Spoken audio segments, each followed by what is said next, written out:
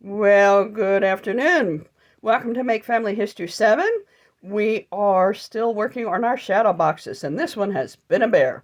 This is my great-grandfather, Thomas Levi Pearce, and I have been trying to match his life story, which I don't have a lot of details about, to his items that we have.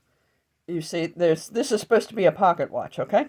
This is him when he's older and he's working. Remember, there was no Social Security, so you just worked until you couldn't. And then a few more items here. We're going to come over to them. And here I'm just trying to place which items I have and where they're going to go. These are the items I have so far.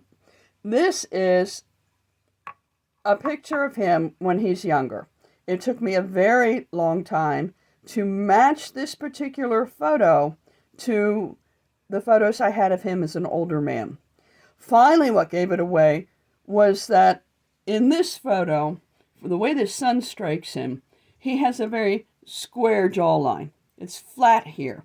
It looks exaggerated in here from the way the light is falling on him. But when you come down here, all of them have pointed chins, except for one, this gentleman here. So I was able to blow this photo up and another photo we don't have right here. And I was able to also match the style of the eye and the ear just to confirm that it really was him. Heck, it looks an awful lot like my grandfather, but I wanted to make sure. And I am sure now. So what this photo tells us is a little bit more about what he did when he was younger. Not, I mean a young man, not when he was a young kid over in Oella working as a sweeper. I know he worked in the mills because my grandfather told me he did, but I didn't remember which ones. And in this case, the little emblem on the shirt here is for Mount Vernon Shops, which means it's some kind of a workshop for Mount Vernon Mills. So now we have a little bit more information about my grandfather. And then he went on to work for the railroad.